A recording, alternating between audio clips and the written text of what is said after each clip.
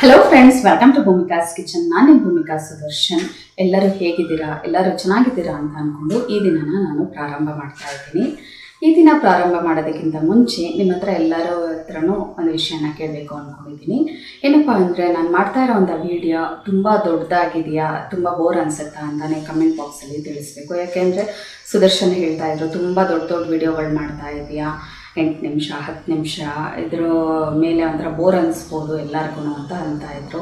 So ನಾನೇ ನಿಮ್ಮ ಹತ್ರ ಕೇಳ್ತಾ ಇದ್ದೀನಿ, ಇದನ್ನೇ ಎಲ್ಲ ಇನ್ಫಾರ್ಮೇಷನ್ನು ತುಂಬ ಚಿಕ್ಕದಾಗಿ ಮಾಡಿ ಆ ವಿಡಿಯೋದಲ್ಲಿ ಹಾಕಬೇಕಾ, ಅಥವಾ ಈಗೇನು ಮಾಡ್ತಾ ಇದ್ದೀನಿ ಅದು ಕರೆಕ್ಟಾಗಿದೆಯಾ? ದಯವಿಟ್ಟು ಕಮೆಂಟ್ ಬಾಕ್ಸಲ್ಲಿ ನೀವು ಅದನ್ನು ನನಗೆ ತಿಳಿಸ್ಬೇಕು. ಜೊತೆಗೆ ಏನೇ ಒಂದು ನನ್ನ ಅಡುಗೆಗಳಲ್ಲಾಗಿರ್ಬೋದು ಅಥವಾ ವೀಡಿಯೋಸ್ಗಳಲ್ಲಾಗಿರ್ಬೋದು ಚೇಂಜಸ್ ಮಾಡ್ಕೊಳ್ಳೋ ಅಂಥದ್ದಿದ್ರೆ ಕಮೆಂಟ್ ಬಾಕ್ಸಲ್ಲಿ ದಯವಿಟ್ಟು ತಿಳಿಸಿ. ನಾನು ಅದ್ರ ಪ್ರಕಾರ ಚೇಂಜ್ ಮಾಡಿಕೊಂಡು ನಾನು ಒಂದೇ ಒಂದು ಆ್ಯಂಗಲಲ್ಲಿ ನಾನು ಹೋಗ್ತಾ ಇದ್ದೀನಿ. ಸೊ ನನಗೂ ಒಂದು ವಿಷಯಗಳು ಸಿಕ್ತಂಗೆ ಆಗುತ್ತೆ. ಈ ಥರ ಅಲ್ಲ, ಈ ಥರ ಮಾಡಿದ್ರೆ ಚೆನ್ನಾಗಿರುತ್ತೆ ಅಂತ ಅಂದ್ಕೊಂಡು ಸೊ ನನಗೂ ಅವಾಗ ಬೇರೆ ಕಡೆ ಡೈವರ್ಟ್ ಆಗಿ ಬೇರೆ ಥರ ಮಾಡೋಕ್ಕೂ ನನಗೂ ಒಂದು ಐಡಿಯಾಗಳು ಬರುತ್ತೆ. ದಯವಿಟ್ಟು ಏನೇ ಒಂದು ಚೇಂಜಸ್ ಇದ್ರೂ ಕಮೆಂಟ್ ಬಾಕ್ಸಲ್ಲಿ ತಿಳಿಸಿ. ಇವತ್ತಂತೂ ಒಂದು ತುಂಬ ಚಿಕ್ಕದಾಗಿರೋವಂಥ ರೆಸಿಪಿ, ಕಡಲೆಕಾಯಿ ಬೀಜದ ಚಟ್ನಿ ಮಾಡೋದು ಹೇಗೆ ಅಂತ ತೋರಿಸ್ತಾ ಇದ್ದೀನಿ. ಇಡ್ಲಿ, ದೋಸೆ ಇರ್ಬೋದು, ಚಪಾತಿ ಇರ್ಬೋದು, ಎಲ್ಲದರ ಜೊತೆನೂ ಒಳ್ಳೆ ಕಾಂಬಿನೇಷನ್ನು. ಬನ್ನಿ ಮಾಡೋದು ಹೇಗೆ ಅಂತ ನೋಡೋಣ. ಸ್ಟವ್ ಆನ್ ಮಾಡಿಕೊಂಡು ಪಾನ್ ಒಳಗಡೆ 1 ಕಪ್ಪು ಕಡಲೆಕಾಯಿ ಬೀಜ ಹಾಕೊಳ್ತಾ ಇದ್ದೀನಿ. 250 ml ಕಪ್ಪಲ್ಲಿ 1 ಕಪ್ಪು. ಇದನ್ನು ಚೆನ್ನಾಗಿ ಡ್ರೈ ರೋಸ್ಟ್ ಮಾಡ್ಕೊಳ್ಳೋಣ. ಮೀಡಿಯಮ್ ಟು ಲೋ ಫ್ಲೇಮಲ್ಲಿ ಒಂದು 5 ನಿಮಿಷ ಚೆನ್ನಾಗಿ ಫ್ರೈ ಮಾಡ್ಕೊಂಡಿದ್ದೀನಿ. ಆದಷ್ಟು ಲೋ ಫ್ಲೇಮಲ್ಲೇ ಫ್ರೈ ಮಾಡ್ಕೊಳ್ಳಿ, ಆವಾಗ ಕಡಲೆಕಾಯಿ ಬೀಜ ಚೆನ್ನಾಗಿ ಫ್ರೈ ಆಗುತ್ತೆ. ಇವಾಗ ಸ್ಟವ್ ಆಫ್ ಮಾಡಿಬಿಟ್ಟು ಇದನ್ನು ತಣ್ಣಗಾಗೋದಕ್ಕೆ ಒಂದು ಪ್ಲೇಟ್ಗೆ ಹಾಕ್ತೀನಿ. ಇದ್ರ ಸಿಪ್ಪೆ ಎಲ್ಲ ರಿಮೂವ್ ಮಾಡಿಬಿಟ್ಟು ತೊಗೊಳ್ಳಿ, ಒಂದೊಂದಿದ್ರೂ ಏನು ಪರವಾಗಿಲ್ಲ. ಅದೇ ಪಾನ್ ಒಳಗಡೆ 1 ಟೀ ಸ್ಪೂನಷ್ಟು ಎಣ್ಣೆ ಹಾಕ್ಕೊಂಡಿದ್ದೀನಿ.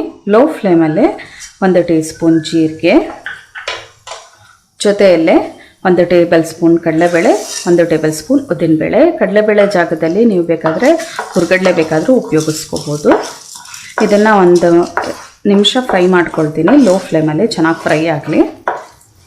ಅರ್ಧ ಭಾಗ ಕಡಲೆಬೇಳೆ ಉದ್ದಿನಬೇಳೆ ಎಲ್ಲ ಚೆನ್ನಾಗಿ ಫ್ರೈ ಆದ ನಂತರ 7 ರಿಂದ 8 ಹಸಿಮೆಣಸಿನ್ಕಾಯಿ ಅರ್ಧ ಕಟ್ ಮಾಡಿಬಿಟ್ಟು ಹಾಕ್ಕೊಳ್ಳಿ, ಇಲ್ಲಾಂದರೆ ಸಿಡಿಯುತ್ತೆ. ಈ ಹಸಿಮೆಣಸಿನ್ಕಾಯಿ ಹಾಕ್ಕೊಂಡು ಇನ್ನೊಂದು ನಿಮಿಷ ಚೆನ್ನಾಗಿ ಫ್ರೈ ಮಾಡ್ಕೋಬೇಕು.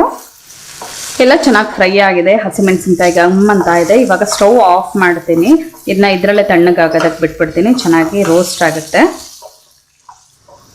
ಹುರಿದಿರುವಂಥ ಕಡಲೆಬೇಳೆ, ಉದ್ದಿನಬೇಳೆ, ಹಸಿಮೆಣಸಿನ್ಕಾಯಿನೆಲ್ಲ ಮಿಕ್ಸರ್ ಜಾರಕ್ಕೆ ಹಾಕೊಂಡಿದ್ದೀನಿ. ತಣ್ಣಗಾದ ನಂತರ ಹುಣಸೆಹಣ್ಣಿನ ಪೇಸ್ಟು 1 ಟೀ ಸ್ಪೂನ್ ಗಟ್ಟಿ ಪೇಸ್ಟು, ರುಚಿಗೆ ತಕ್ಕಷ್ಟು ಉಪ್ಪು, ಶುಂಠಿ 1 ಇಂಚು, ಬೆಳ್ಳುಳ್ಳಿ 3 ಎಸ್ಲು ದಪ್ಪದು,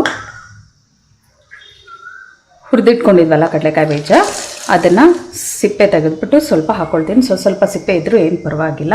ಇವಾಗ ಇದಕ್ಕೆ ಸ್ವಲ್ಪ ನೀರು ಹಾಕ್ಕೊಂಡು ರುಬ್ಕೊಳ್ಳೋಣ. ತೆಂಗಿನಕಾಯಿ ಹುರ್ಗಡ್ಲೆ ಬೇಕಾದರೂ ನೀವು ಯೂಸ್ ಮಾಡ್ಬೋದು ಕಡಲೆಬೇಳೆ ಜಾಗದಲ್ಲಿ. ತೆಂಗಿನಕಾಯಿ ಏನಾದರೂ ಯೂಸ್ ಮಾಡಿದ್ರೆ ತುಂಬ ದಿನ ಇಡೋಕ್ಕಾಗಲ್ಲ. ಇದನ್ನಾದರೆ ಒಂದು 3 ರಿಂದ 4 ದಿನ ಫ್ರಿಜ್ಜಲ್ಲಿ ಸ್ಟೋರ್ ಮಾಡ್ಬೋದು. ಈ ಥರನೇ ಮಾಡಿಕೊಂಡ್ರೆ. ಅರ್ಧ ಕಪ್ ನೀರು ಹಾಕ್ಕೊಂಡು ರುಬ್ಕೊಂಡಿದ್ದೀನಿ. ಇವಾಗ ಇದಕ್ಕೆ ಬೆಳ್ಳುಳ್ಳಿ ಮತ್ತು ಜೀರಿಗೆ ಒಗ್ಗರಣೆ ಹಾಕ್ಕೊಳ್ತೀನಿ. ಒಂದು ಬೌಲ್ ಒಳಗಡೆ ರುಬ್ಬಿಟ್ಕೊಂಡಿರೋಂಥ ಚಟ್ನಿ ಹಾಕ್ಕೊಂಡಿದ್ದೀನಿ. ಇದರ ಮೇಲೆ ಒಗ್ಗರಣೆ ಮಾಡಿಟ್ಕೊಂಡಿರೋಂಥದ್ದು ಹಾಕ್ಕೊಂಡಿದ್ದೀನಿ. ಬೆಳ್ಳುಳ್ಳಿ ಒಗ್ಗರಣೆ, 1 ಟೇಬಲ್ ಸ್ಪೂನ್ ಎಣ್ಣೆ, ಸಾಸಿವೆ ಅರ್ಧ ಟೀ ಸ್ಪೂನ್, ಜೀರಿಗೆ ಅರ್ಧ ಟೀ ಸ್ಪೂನ್, 2 ಎಸ್ಲು ಬೆಳ್ಳುಳ್ಳಿ, ಕರಿಬೇವಿನ ಸೊಪ್ಪು, 2 ಒಣಗಿದ ಮೆಣಸಿನ್ಕಾಯಿ, ಇದಿಷ್ಟನ್ನು ಹಾಕಿ ಒಗ್ಗರಣೆ ಹಾಕ್ಕೊಂಡಿದ್ದೀನಿ. ಚೆನ್ನಾಗೆಲ್ಲ ಮಿಕ್ಸ್ ಮಾಡ್ಕೊಂಡಿದ್ದೀನಿ. ಎಲ್ಲ ಚೆನ್ನಾಗಿ ಮಿಕ್ಸ್ ಮಾಡ್ಕೊಂಡಿದ್ದೀನಿ. ನೋಡಿ, ಈ ಕನ್ಸಿಸ್ಟೆನ್ಸಿಯಲ್ಲಿರಬೇಕು, ಈ ಹದದಲ್ಲಿ. ನೋಡಿದ್ರಲ್ಲ ಎಷ್ಟು ಸುಲಭವಾಗಿ ಕಡಲೆಕಾಯಿ ಬೀಜದ ಚಟ್ನಿ ಮಾಡ್ಬೋದು ಅಂತ. ತೆಂಗಿನಕಾಯಿ ಏನು ಹಾಕದೇ ಇರೋದ್ರಿಂದ ಇದನ್ನು 2 ರಿಂದ 3 ದಿನ ಫ್ರಿಜ್ಜಲ್ಲಿ ಸ್ಟೋರ್ ಮಾಡ್ಬೋದು. ತುಂಬ ಈಸಿ ರೆಸಿಪಿ. ಇದನ್ನು ಮಾಡಿಟ್ಕೊಂಡ್ಬಿಟ್ರೆ ನೀವು ಒಂದ್ಸಲ ನೀವು ಇಡ್ಲಿ, ದೋಸೆ, ಚಪಾತಿ ಯಾವುದಕ್ಕೆ ಬೇಕಾದರೂ ಸರ್ವ್ ಮಾಡ್ಬೋದು. ಈ ರೆಸಿಪಿನ ನೀವು ಒಂದ್ಸಲ ಟ್ರೈ ಮಾಡಿ ಹೇಗಿದೆ ಅಂತ ಕಮೆಂಟ್ ಬಾಕ್ಸಲ್ಲಿ ತಿಳಿಸಿ. ಈ ರೆಸಿಪಿ ನಿಮ್ಗೆ ಇಷ್ಟ ಆದರೆ ಲೈಕ್ ಮಾಡಿ, ಶೇರ್ ಮಾಡಿ. ಯಾರೆಲ್ಲ ಇನ್ನು ಭೂಮಿಕಾಸ್ ಕಿಚನ್ಗೆ ಸಬ್ಸ್ಕ್ರೈಬ್ ಆಗಿಲ್ಲ ಆದಷ್ಟು ಬೇಗ ಸಬ್ಸ್ಕ್ರೈಬ್ ಆಗಿ. Thanks for watching. Hello friends, ನನ್ನ ವಿಡಿಯೋ ಇಷ್ಟ ಆಗಿದ್ದರೆ ಲೈಕ್ ಮಾಡಿ, ಹಾಗೆ ನನ್ನ ಚಾನಲ್ಗೆ ಸಬ್ಸ್ಕ್ರೈಬ್ ಆಗಿ. ಪಕ್ಕದಲ್ಲೇ ಇರೋ ಬೆಲ್ ಐಕಾನ್ ಪ್ರೆಸ್ ಮಾಡೋದ್ರಿಂದ ನಾನು ಹಾಕೋ ಪ್ರತಿಯೊಂದು ವಿಡಿಯೋ ನೋಟಿಫಿಕೇಷನ್ ನಿಮಗೆ ಬರುತ್ತೆ.